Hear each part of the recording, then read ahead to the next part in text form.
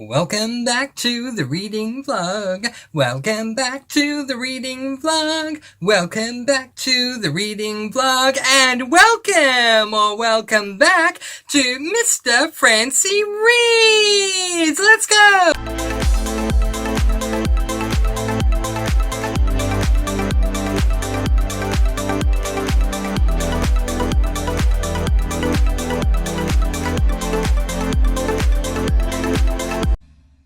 Yes, hello, and welcome back to Mr. Francy Reads. I am, of course, Mr. Francy, and I am truly honoured that you have once again chosen to join me today as we discuss my weekly vlog. Now, in the spirit of true transparency, today is actually the 8th of February over in Australia, but I've been living on US time, honestly. Ask anyone over on the Discord, they'll back me up. I've been living on US time, so for me it feels like the 7th, even though it is the 8th, and even though today is Saturday in Australia, I feel like it's Friday for me. But anyway, it doesn't matter. So, it's acceptable to do this first week's vlog today. Also, in the spirit of true transparency, I actually filmed a weekly vlog already. I filmed it on Tuesday evening because on Wednesday I went back to the dentist, and I'll give you an update on that in just a moment. I thought I would not be able to film any videos after Wednesday's appointment at the dentist, and turns out I can. So I am here to film again. So if you are watching, take a moment to pause the video, make yourself a nice cup of tea, coffee, mocha. Mama Francy is getting into her mochas at the moment, which is really lovely because I never thought Mama Francy would ever drink coffee. She's very much a tea drinker only, and now she drinks mochas. I have my soda. You can't see it in there, but it's vanilla Coke. No, they're not affiliated or sponsored. And let's dive in. If you are new to the channel, welcome. I split my vlogs up into 2 portions. I used to do 3. I now split them up into 2 portions. A personal life update followed by my reading section. I used to also talk about TV, and I plan to do that. I really do. It is a goal. I plan on doing a TV update very soon because I'm doing a whole lot of buddy watching at the moment. But we're not doing that here. First of all, we're going to do a personal life update. And the reason why I am still including personal life updates in my weekly vlogs is because there is going to come a day at some point where the channel will temporarily go dark and I won't be able to do videos. And that is owing to my dental surgery. If you are new here, very quickly in a nutshell, I was born with a congenital tooth disorder known as ameliogenesis imperfecta. What this means in short is that I was born with no enamel on my teeth. I have been trying to do something about this because my teeth are absolutely horrible and it is stopping me from doing what I want to do, which is literally to spread my sparkling energy all throughout the world. I keep saying to Mama Francy, I want to do something selfish by fixing my teeth in order to then be able to do selfless things. Once my teeth are fixed, I feel like I can go out into the world and spread positivity and sparkling energy and loving one another and all those things that I always preach on this channel. But I just always had a fear that until then, walk up to a child and try to teach a child positivity, they'll look at my teeth and scream and run away. So, and yeah, I can laugh about that because the first time I thought it was years ago and I cried then, but now I just laugh about it. So once it's done, I can do that. I can spread this message throughout the world some way, shape, form, somehow. Anyway, so to cut a very long story again, very short, I went and trekked out all different dentists who were all quoting me different price ranges that were absolutely ridiculous.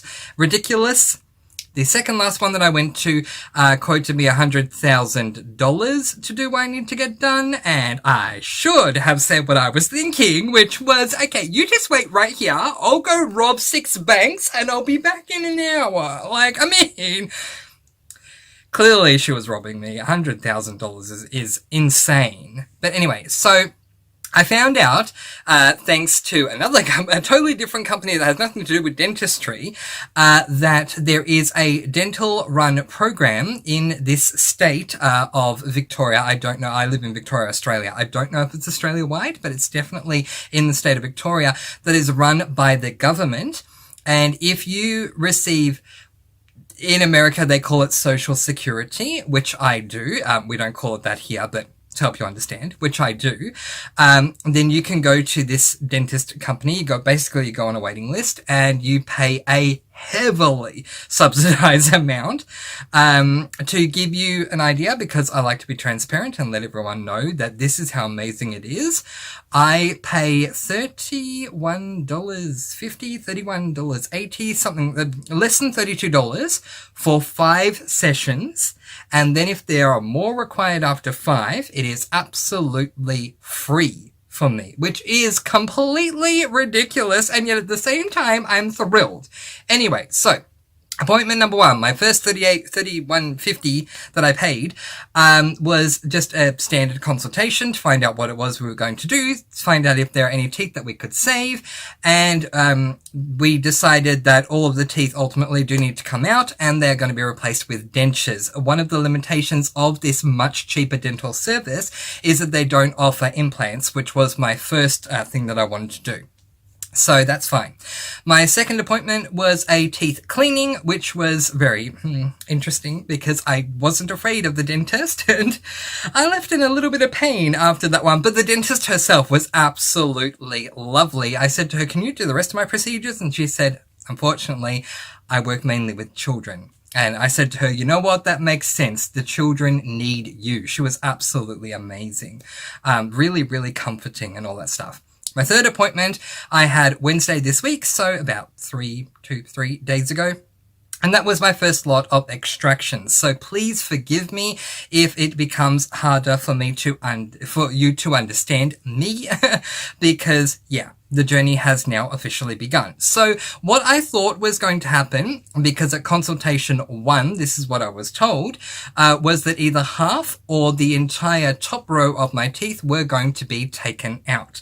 What ended up happening was not that. The third dentist, he really needs to learn bedside manners. He's one of those people that I call like an amazing doctor. They are gifted at what they do, but their bedside manner could do with improving. That's what I need to do. I need to run like some school for positivity and school for bedside manner and things like that. And so everyone come in and be like, "Right, here we go. We are going to learn how to be nice and comforting and charming and sweet to people rather than being rude. First lesson, here we go. This is a circle and this is a square. This color is green. This color is blue." I mean, do we have to go back to, primary for Australian, elementary for American, school? I mean, then we'll do that. Come on, treat other people how you want to be treated. It's so basic. Anyway, so this guy was very rude, but anyway, he said to me, "No, we are not taking out the half or the full this time. We're taking out 4 this time, 4 next time, and I assume for the time after." He didn't even say that. And then he basically injected this side. So for you, it is the right. I have to work out. Yes. L for left. I still do that. Do you? L for left, and this one's right. On my right-hand top side, from the back, 1, 2, 3, 4 were taken out.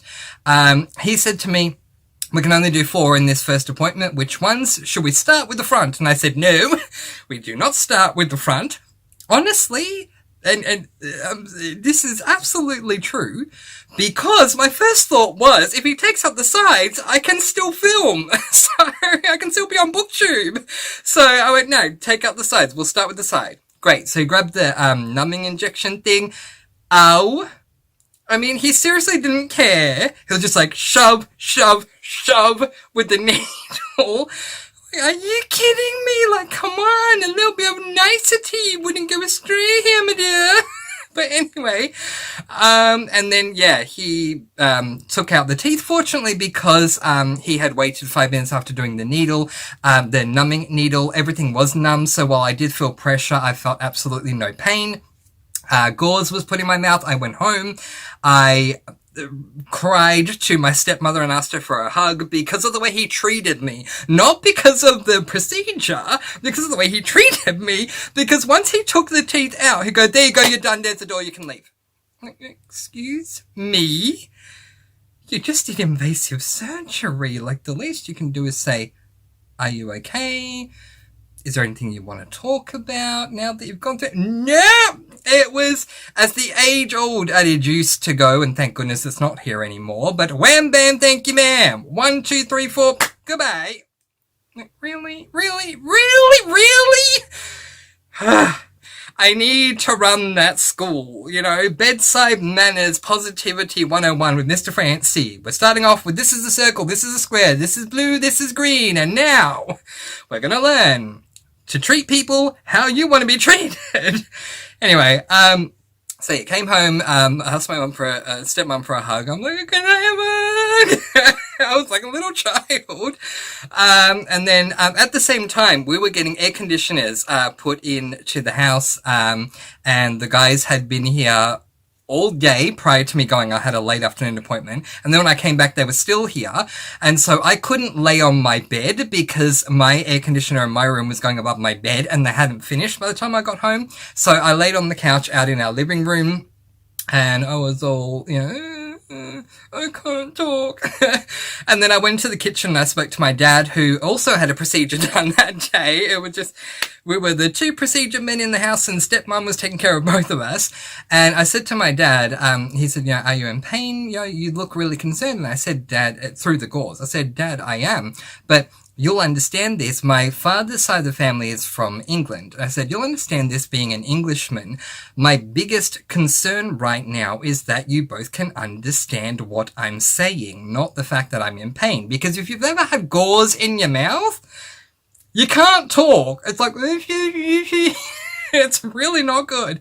And he said, look, stop that concern. Because we absolutely can understand you. And I think part of the reason for that was because I was overly articulating, and unfortunately I was in a little bit of pain after that. And I think the reason for that is because my bottom teeth were digging into the gums because I was overly articulating every single word.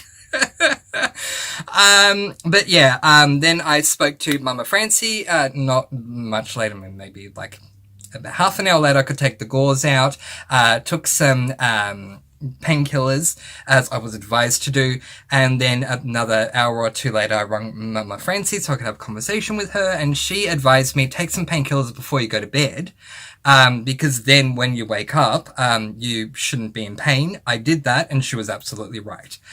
So yeah, there's your long story, actually put incredibly long, but there's the update. So my next appointment is going to be in 2 weeks, so as in from that Wednesday. So not the upcoming Wednesday, but the Wednesday after. There'll be 4 more teeth extracted, and they, if I get to choose, will be on this side. And so I will come back again for another 2 weeks. So I should be here for another month. It is the main point, which is fantastic because I thought it would have gone dark already. This channel would have been suspended for a while already. So I'm glad that it hasn't been. All right, book update, because I'm sure you'll want to know, Mr. Francy, that's wonderful, and I'm so glad you're doing well, but what the heck are you reading? So here we go. The first book that I read in the month of February was this book, Once Upon a Grind by Cleo Coyle. This is the gorgeous hardcover edition, and I'm so glad that I own it. It is book number 14 in the Coffee House Mystery Series by Cleo Coyle, an adult cozy mystery book, and I gave this book 4 stars, and let me explain why. Up and until the last 3 pages of this book, I had a blast reading this. I even got to a point at around the 3/4 mark where I was saying to my Discorder family during a sprint, I'm enjoying this book so much, I didn't realize I haven't seen my favorite character, Madame, in a very, very, very, very, very long time. So that shows you, because if you followed me long enough, you know, my favorite character in this series is not the main character, but the main character's ex-husband's mother, and they all work together at a cafe in some way, shape, or form, so to keep it simple, who used to, this being book number 14, within the first 10 books, she appeared quite predominantly. And since we've gone past book number 10, she's appearing less and less and less. So, as I said, I was enjoying this book so much. By the way, quickly, in case you don't know, Madame is an elderly character because our MC is an adult, and so our MC was married to a guy. He and her had a child, so obviously his mother is elderly by now. But she is an absolutely wonderful, completely averts any and all expectations type of elderly woman who wants to jump in and try and solve every single murder mystery that she can, and I absolutely love her. Unfortunately, she seems to be more and more phased out as I've gone along since book 10. But yeah, I got to the 3/4 mark. And I went, oh my goodness, I haven't even realized Madame's not here because I'm so caught up in every single thing going on in this book. And then we got to the last 3 pages. And I docked a star. Again, trying to be very clear in my pronunciation and articulation here, which is very hard to do with no teeth on this side. I docked a star because of those last 3 pages, because they very much upset me. So I'm going to tell you all a spoiler. Now, in my previous filmed weekly vlog that you will now no longer obviously be seeing, I put my hand up for the spoiler. What I'm going to do is I'm going to put the book down when I start the spoiler. When I raise the book up again, that's when you know the spoiler is over. So, very big spoiler for the last 3 pages of this book coming up in 3, 2, 1. Here's the spoiler. Okay, so throughout the entirety of the book, our protagonist, Claire Cosey, has her boyfriend, who I forgot his name. He is telling her that he wants them to move interstate to Washington, D.C.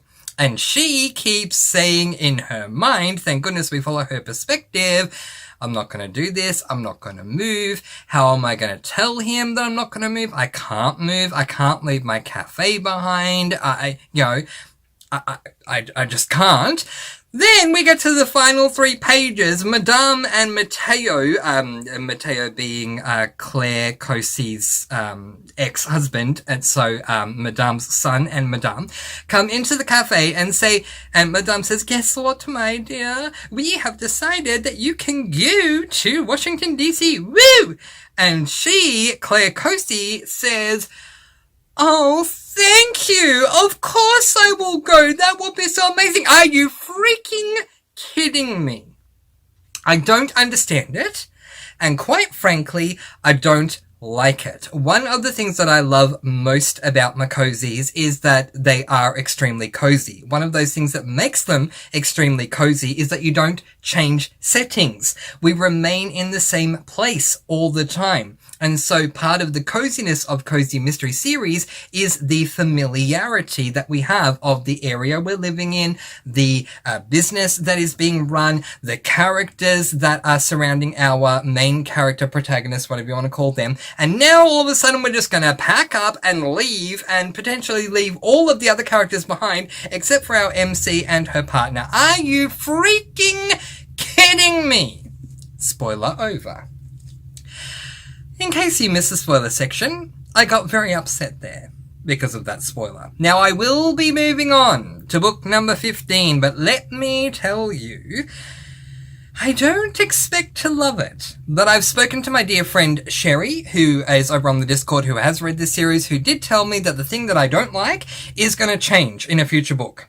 And it's going to do the thing that I do want it to do. Again, keeping it spoiler free. But anyway, 4 stars from me for this book. Alright. So, next up, I picked up a book that I am buddy reading with my dear friend Elizabeth from the booktube channel Lizzie Faye Loves Books. Now, I love Elizabeth. Seriously, I love anyone who is positive in their YouTube videos, let alone booktube. But especially on booktube, I find that there are booktubers who can be very negative. There are booktubers who can be very monotone or neutral. And then there are booktubers who are very positive. And Elizabeth from Lizzie Faye Loves Books is definitely one of them. If you've seen any of her videos, even just one, you will know she opens up her videos with, "Hello friends, hello booktube, I'm Elizabeth." She is so awesome and so fun and so positive. Now, Elizabeth, you may or may not know this, among her other plethora of genres that she reads some books that are fiction, faith-based. Now, I have read some faith-based books. I never went out of my way to say, let me read a faith-based book. It was just, I picked up a book because the premise sounded interesting. And then I realized there was some faith-based things that were sprinkled here and there throughout the book and realized, oh my gosh, this is a faith-based book and I didn't even know. So I have read books like that and I liked them. So I said to Elizabeth, I reached out to her on Discord and I said, Elizabeth, I would love to buddy read a faith-based series with you, a fictional faith-based series with you. Do you have something that you would like to read with me? And she said she would love to read a certain series. There we go. The Restoration series by Terry Blackstock with me, because she was very, very intrigued to get to that one. The first book in that series is this book, Last Light. Now, so I was very excited to get onto this one, because I was very excited to buddy read with Elizabeth a faith-based, fiction book, because she'd had a lot of experience with it, and I don't think I've ever buddy read with Elizabeth before. So I knew that that would be a fun new experience for me. Then I looked up this book on Goodreads to look at the genres, and oh my goodness, I realized it is a faith-based dystopian book and series, and I love my dystopians. In case you didn't know, I'm trying to talk over the guy on his motorbike, because as we know, every time Mr. Francy starts a video, he has to go vroom, vroom, vroom, and you know, I mean, anyway, let's just keep going. Excuse me. So, I was very excited because it's a dystopian faith-based series. So, yee! I love my dystopians. So, I started reading this one. We have decided that we are going to read 3 chapters a day, and then we're going to check in every single day and give our thoughts on what we think of the book so far. So, I am currently not here. Let me update where I'm up to. I am currently there, which is 81 pages into this book. And so far, it's been really interesting.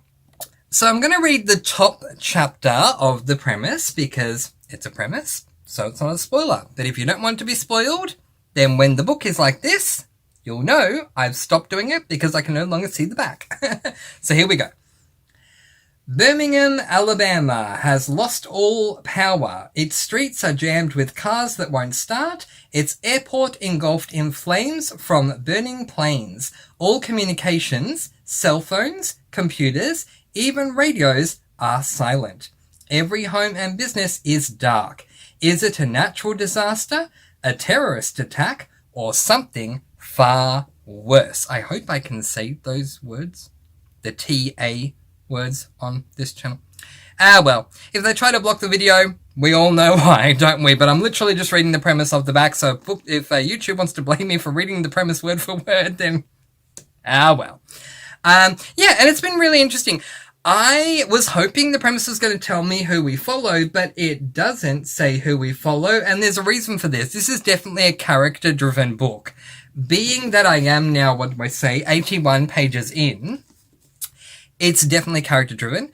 I am not a character-driven reader, but I am enjoying the experience because I love my dystopians. I am someone who is very anthropological, and what I mean by that is I love the study of human nature. Put humans in a situation and see how they will react. Is it any wonder that I love reality TV shows like Survivor, Amazing Race, Squid Game The Challenge, and yeah, many other traders, and many other types of shows like that, because I just find human nature to be a very interesting subject, anthropology to be very, very interesting. And so, even though it's a fictional world, how are people going to react when, all those things are happening? So it's been really interesting. As I say, we follow so many characters that I really can't say we follow this person or that person, because we'll be here for 2 hours, because I feel like it's omniscient narration and we're probably dealing with at least 20 different characters. So there you go. So far, I'm really enjoying it. We've just gotten to a point where, okay, I won't give away spoilers. I'll just say the stakes have been raised, because aside from that thing I just mentioned, something else pretty big has happened, and I want to know how we're going to deal with that pretty big thing. That's where I'll leave it. At the moment, it's way too early to call what I'm going to rate this, so we'll see how we go. But yeah, that's a current read, and it will probably take me the majority of February to get through. The next book that I finished was Silent Nights Are Murder by Libby Klein, and this is book number... Let's find out together, shall we? 1, 2, 3, 4, 5, 6. 1, 2, 3, 4, 5, 6. Oh, I'm missing one. 7. Oh my goodness. Okay, trying that again. 1, 2, 3, 4, 5, 6. There's 7. So this is 8, and that's my crochet hook. Anyway, this is book number 8 in the Poppy McAllister Cozy Mystery series by Libby Klein. I love this series. The basic series premises that we follow Poppy McAllister, who alongside her Aunt Ginny, runs a B&B. Really having trouble talking. I'm so sorry. Bless the situation. I'm really sorry. I hope you can understand me. Runs a B&B, and with her Aunt Ginny, who is just absolutely hilarious. She and her lovely fellow biddy friends are just the life of the party.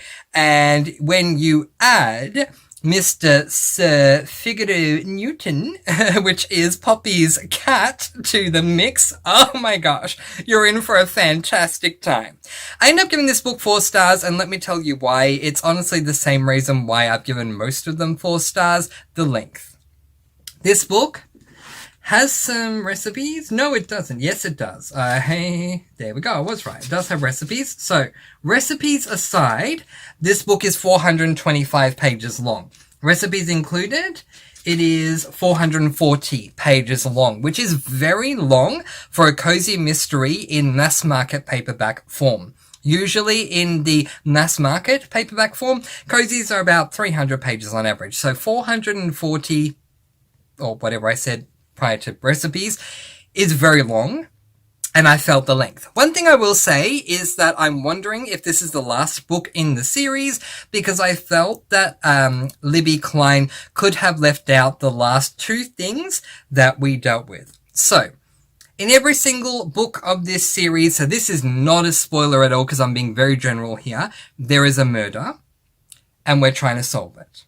Now, in this one, once the murder is solved, there are still many more pages still to go. And I was thinking, oh, did we catch the wrong person? Is that why? Because the police came, they arrested the person. I mean, to me, that's not a spoiler, because it happens in most cozies, is that there's a murder and the police arrest them. So if that's a spoiler, let me know. I'll be more careful next time. But the police came, they arrested the killer, and then there were so many pages left. I'm going, why are there so many pages left? Did we catch the wrong guy? Like the wrong... And when I say guy, I mean guy, because, you know, it could be man or woman, so the wrong guy, the wrong person. Yeah. No. There were 2 other big things that needed to go down. Now, the first one that needed to go down, fine, I understand why it was in this book. The second one, I only understand if this is the last book in the series, why the second thing had to happen. If this is not the last book, that second thing could have taken place at the beginning of book 9. But anyway, it is what it is, so I docked a star for that. But otherwise, I absolutely loved this book. So the first paragraph of this one says... Ever since Thanksgiving, when an engagement ring in a velvet box and no gift tag was left behind, Poppy and her pals have been left with an unsolved mystery. But at least this mystery isn't the kind that involves murder. That all changes when something else happens that I won't say. 4 stars from me. Really enjoyed it. So, currently, I am reading the third book in the Country Store Cozy Mystery series by Maddie Day. I'm not that far in at all. I think I'm like 2-3 chapters in. I haven't even moved the bookmark. So yeah, basically page 14 at this stage. And I'm loving it. I love this series so much.